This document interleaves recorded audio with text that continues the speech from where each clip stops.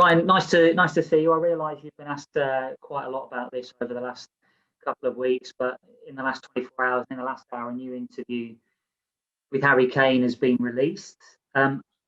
Given what we've heard from that interview, can you offer any reassurance, or do you believe that the Leicester game will be Harry's final game in a Tottenham shirt? No, in terms of the interview, I know something's been published, but I've not listened to it. I've not watched it. I've not heard anything because I've been out on the training pitch. I've been preparing for a game at the weekend, so it's a game that's important for us. We need to win. We're going to go there to win, and Harry's going to be part of that as well. So they're the only comments I have on it, to be honest. Just reflecting on your own career as well for a moment. Obviously, your playing career ended early, and perhaps you didn't achieve what you wanted to achieve as a player. Can you therefore understand a fellow player when he says that he doesn't want to end his career with any regrets at all? No, of course. No player wants to end their career with regrets. I don't think any human being likes having regrets either. So it's normal. It's normal. I think if you speak to any player in the world, they'll probably say the same. So like I said before, my attention, and I know every player's attention, is on the weekend. And then the summer is the summer. Next season's next season. But at the moment, the only conversations that I've had or that we'll be having will be about the game at the weekend with not only Harry, but also every other player in the squad as well. If he manages to score maybe one or two over the weekend, it might add a few more million perhaps onto a price tag. He mentioned in this interview about £100 million, and that might be his peak value. He says that perhaps that won't get any higher over the next couple of years. But from your point of view and from what you've seen of Harry, do you think that his stock can rise still further? I think, first of all, I hope Harry scores a couple at the weekend, because I think his performances this season have warranted the Golden Boot. I think he's the best player in the Premier League. He's got the most assists, and hopefully from an individual point of view, he gets a Golden Boot as well. And in doing that, he helps Tottenham Hotspur get 3 points at the weekend. That's the most important thing. I can't speak on transfer value and people's stock and all that, because in football, things change so quickly. So at the moment, Harry's a Tottenham player, and he's going to be involved at the weekend. And like I said, hopefully he can win the Golden Boot. Okay, David, can we move it on, please? Thank you. Sure, no problem. Looking ahead then to the weekend, have you seen any extra motivation? I mean, with the background of Harry's situation, but also your situation as well. It's the last game that you'll be in charge of. Have you noticed any extra motivation after the Villa game? No extra motivation. Wednesday night was disappointing. It was massively disappointing for us to lose, and then also the manner in which we lost as well. I think it makes it very difficult to take. We have to bounce back. We've been in positions where you have to try and get over results as quickly as possible. And in football, the good thing is we've got a game in 2 days, which is still fresh in our minds the other night. So we want to win for our own sake as well. And then also, when you're representing Tottenham Hotspur, you want to win. We know it's a big game. They've got something riding on it. We have as well. So we know the importance of the game. So in terms of extra motivation, no. The motivation is to win a game of football, and that is always the case. How will you look back on your time in charge? I mean, it's been a mixture of results, but then also you've had lots of difficult questions from us lot, Super League, Harry Kane, all this stuff. You know, if you go into an interview to be a head coach somewhere else, you can probably tick off how to handle the media. You've had some difficult situations to deal with, but how will you look back on your time in charge on the pitch, but also off the pitch as well? I think that question I'll probably answer in the summer or a bit further down the line when I do actually reflect, because at the moment my mind hasn't really thought of that. All the stuff you spoke about, it comes with being in this role. I respect you guys have got a job to do. I understand it. I've been involved in the media as well, so I know what it's like. It's not a problem. It's normal. It's normal. The most important thing when you're in this role is that you take care of business on the football pitch. We've had a short time to try and change some stuff quite a lot.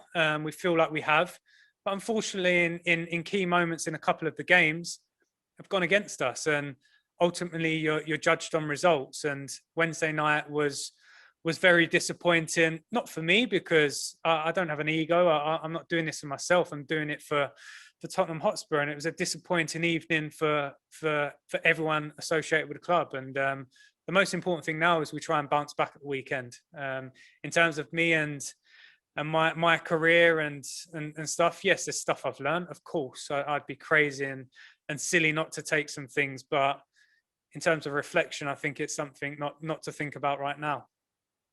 And for the weekend game, obviously there's still stuff on the line for Tottenham Hotspur, European qualification. Obviously you would prefer to perhaps qualify for the Europa League, but would it be satisfactory if Tottenham were to qualify for the Conference League? I think we want to win. We want to win, and then we'll see where we end up. The first priority is to win. Unfortunately, the other night damaged us a little bit in terms of it's not in our control now, certain things. So we're disappointed with that. But now we have to bounce back and firstly take care of the weekend and the weekend's result. And like I say, if we win, then we'll see where we end up next season. And just a final one from me on something slightly different. We've seen the Met Police investigation into online hate. They've made a couple of arrests. And obviously, we can't talk about the specifics of the case, but obviously, Tottenham players have been the target of online hate this season. Do you welcome authorities taking steps to try and stop this? Absolutely. Absolutely. I don't think it's just been Tottenham players either. I think it's a lot of people, not just footballers, people in society as well. So I'm happy that something's been taken into consideration. There's some accountability for certain actions, and hopefully going forward, these things can they can get a lot stricter. Thank you, David. Ian Abrahams. Hi, Ryan. How you doing? Yeah, I'm all right, thanks. Last game as manager of Spurs. Would you claim it was a success? Sorry, Ian, can you repeat that? Your last game as manager of Spurs coming up. Would you claim your period in time has been a success? Listen, we've still got another game at the weekend to judge that. I really believe we've made some changes that will help us go forward. I really believe that. In terms of a success, we'll see. We'll see what the weekend brings up. I think the most important people to answer that question are probably the board, the fans, the feeling, the players. Of course, so I have my opinions on what we've done as a coaching team, as coaching staff, and I believe we've changed some stuff and helped the group as well. So, like I go back to the most important thing in this role, or when you're coaching a team, is the results. And the other night was a dent. It was tough to take. It was disappointing, but we need to bounce back and get a good feeling at the weekend come Sunday evening. There's a lot of negativity around a lot of football clubs right now, including Tottenham, who were top at one stage and may now only finish as high as seventh. Do you understand the fans' view on that? I mean, I asked Mikel Arteta if Arsenal's season had been an acceptable one, finishing seventh. He said no. So it'd be interesting what your opinion is on Spurs on that front. Yeah, I agree. Frustrating, obviously disappointing. We don't want to be where we are now. I've no shame in saying that. Absolutely, we as a club we want to aim for better things. I know the chairman has mentioned some things in recent days about the direction we want to go as a football club come next season. So we'll get the weekend out the way and hopefully win that game of football. And like I say, we'll see where we finish up. But of course, we don't want to be where we are. There's absolutely no problem with saying that. I understand the frustration with our fans, but it's important the fans know that our players are feeling that too. We know that we don't want to be where we are. So of course, it's been a disappointing campaign in the way that it's panned out in the end. And last one from me, in terms of Spurs' future not being in this position in 12 months' time, how much of a rebuilding of the team does there have to be? There are all those years under Pochettino where it was basically the same squad after year. Didn't change actually that much, to be fair, under Mourinho. How much does it need to be changed a lot this summer, regardless of what happens with Harry? I think things will happen in the summer because there's a managerial place that needs to be taken. So firstly, I'm sure that will happen. And then, like I say, to echo the chairman's words about getting back to the DNA of this football club. And it's important you build something. All successful clubs recently, and as years gone by, have had time to build something. They've wanted to go in a certain direction and work a certain way. And yeah, I agree with the chairman. I think we do need to build something, definitely, and hopefully we will. These things can take time sometimes. Sometimes they can be quick. You look at a team like Liverpool, for example. I think they've finished 8th twice in the last decade. But under Jurgen Klopp, they had time. They built something. They won the league, and the feeling is different. So this football club, we have foundations there to build something, and hopefully that can happen. Okay, thank you, Moose. We're going to move on to Olivia from PLP. Hi, Ryan. Hello. You know that performance midweek. What can you put your finger on what those inconsistencies are down to? No, I can't really. I mean, these moments in games where I think if we break down the game the other day, the first 20 minutes, I think we had the best part of 70% possession. They didn't have a shot on our target. We was in control of the match. We was 1-0 up, and then an unfortunate moment with the own goal, it changes the momentum. The feeling is different. And I think we're trying to work in a way now that is probably different to what we've been working under the previous management. So these things take time to stay disciplined at and not lose our shape or not lose our structure and things like that. So these moments in football, they're crucial. I spoke about the Leeds moment with the offside, and these moments, they change the whole dynamic of a game of football. And I believe the other night we lost our way for 20 minutes after the own goal, after that situation. And then we give them another goal on the stroke of half time as well. So to give 2 goals away in the Premier League, it becomes difficult to turn it around after that. And a word on Leicester as well. You know, they've been brilliant this season. They are where they are in the league for a reason. What sort of challenge do they pose you this weekend? Yeah, it's going to be a big challenge. They won the FA Cup, so I'm sure they're on a bit of a high from that. And then obviously they had their midweek game as well, which I'm sure was disappointing for them. So there's a lot riding on this game. We know that. We respect them. They work in a very good way. They've got a really good manager. And like you say, they've had a good season as well. So, yeah, it's a difficult match, definitely. I think it would be a difficult match for both teams. So it's important we go there with the belief to come out on top. And just finally, I know you said you don't want to talk about, you know, your role as manager until after Sunday, but if you could just tell us how much you've enjoyed, you know, stepping up and taking on this role as the club that, you know, you love and you support and you played for. Yeah, I have immense pride. I mean, to be given this opportunity to represent the club in the role that I'm in at the moment is very flattering. It's one of the best jobs in Europe. And to be given that responsibility is a big deal. So I've enjoyed it. I wish we could have had some more positive results. Obviously, we've had a few at home. We've put ourselves in a position now where we have to go into the weekend and win a game of football.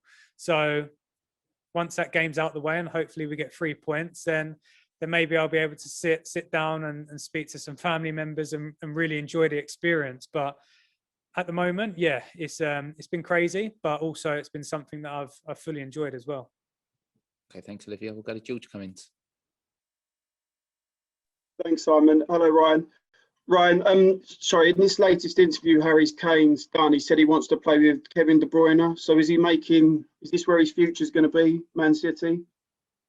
Oh, like I said, I wasn't aware of that because I've not heard it, but I'd love to play with Kevin De Bruyne as well. I think every footballer in the world, every footballer in the Premier League is an exceptional player. And from what I know, I've spoken to him a few times, he's an exceptional person as well. So I think if you ask any footballer in world football right now, would you like to play with Kevin De Bruyne? I think they'd say yes.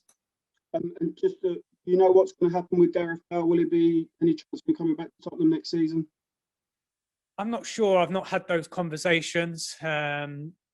We'll probably, or the club, will have those conversations at the end of the season. But after this game at the weekend, then he goes back to his parent club. He's a Real Madrid player. So these conversations, these situations, I'm not sure of. I just know that hopefully he's going to help us at the weekend. Thanks, George. Ali Gold. Hey there, Ryan. Just first off, I wanted to ask you about injury news. Obviously, Jaffet went off with what looked like a serious injury on Wednesday. Yeah, so Jaff and Ben are the only two at the moment. Jaff sustained naughty ankle injury, I think, to his ligament, so he won't feature at the weekend, and hopefully it isn't too long for him out. But Ben resumed some light training today, so they're the only two at the moment that aren't available for selection. Can I just ask you, obviously, finances are tough for a lot of clubs in football right now. You know, they've lost all the revenues of the last year with the match day income and everything. How difficult do you think it's going to be for the next manager, whoever that may be at Tottenham, to stamp their own mark on this football club, maybe bring in new players without selling any in the first place? I'm not too sure, to be honest. I can't really answer that question because I don't know the situation with finances. I don't know who's going to come in. I don't know who's going to go out.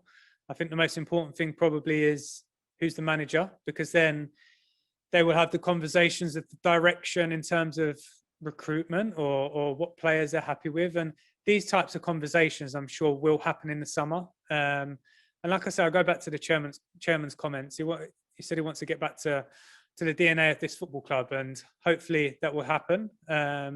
I know the chairman cares about that, so hopefully we can build something and be successful. Can I just ask, you mentioned earlier that you've learned stuff during this period as interim head coach. What have you learned? Lots. I'm learning every day. I learn so much stuff, even when I'm in my kids in the garden. I'm learning stuff about how to act with them. So it's normal as people that we keep learning. There's so much I've learned. Of course, I'd be very, very silly if I didn't take some things from this experience. A lot's happened in this 5 weeks, like a hell of a lot, to be honest. And I feel like it's something that maybe once the season's over, I'll sit and I'll reflect and, okay, could I have done this better or could I have done that better? But in the moment, I feel like I've handled it with instinct. And I think that's the key thing to take from it. You've got to go with what you feel and what you believe in within those moments. Thanks, Ali. Thank you, Patrick. Hi, Ryan. Your predecessor, Jose Mourinho, was quite critical last season of Tanguy Ndombele's fitness and his attitude. Obviously, you haven't been starting Tanguy in most games. I think he only started in your first game. He is the club record signing. I think we all kind of know he's a very talented player. Have you had a problem at all with his fitness or attitude? And if not, can you talk us through kind of why you haven't been starting him? No, I'm not gonna. I don't think that there's another 10 or 11 players that haven't been starting in some games as well. So I don't think it's right to single out one player and explain my reasoning behind it. The players, the group have worked hard. They've really worked hard, and I think going forward as well, they want to work hard. They want to train in a way that prepares them to play in the Premier League at maximal capacity. So that's the most important thing. I think, yeah, these 5 weeks, I can't speak about what's happened before because I wasn't involved. I do know that the last 5 weeks, the players have been professional. They've wanted to work and they've enjoyed working as well. And I'm sure I can speak on behalf of any footballer. You want that to be in place. Okay, thanks, Dan. We'll finish with Jonathan Veal. Hi, Ryan. It's obviously a big summer for Gareth Bale with Wales and the Euros and everything. I think a few fans have thought perhaps that he's got one eye on that and he's not been fully committed to the team. Have you seen that all at all? And in your mind, is he in contention to start on Sunday? No, I completely disagree with that. Personally, Gareth's. Listen, I can only speak of my experience in this last 5 weeks with Gareth. He scored 4 goals for this football club in that time. It's been excellent. Last weekend, I think, was the most minutes he's played in the Premier League all season, pushing close to 90 minutes. I think if you were to look at Gareth in that moment, he looked fit, he looked strong. He was brave, he added a different dimension for us, and he has severe quality as well. But that spike in terms of the minutes played, he felt his quad. In terms of him thinking about the summer, I don't believe so, because he was out there the other night. He was playing through some pain, playing through the problem he had for me, for himself, and for the football club. So in terms of Gareth's commitment, Gareth's quality, I think his commitment's been fully there in this moment that I've been here. And in terms of his quality is never going to leave him. I think you see that every time he's on the football pitch. Cool. And after Sunday's game, are you planning on having a debrief with chairman? And will you feed back to him what you perhaps think the squad needs in the summer and which players you might think should leave? No. My plan is the weekend, and then our season's done. I'm here for anyone if anyone wants to speak, but there's nothing planned, nothing in place at the moment. So my main focus, on our focus as a football club, is the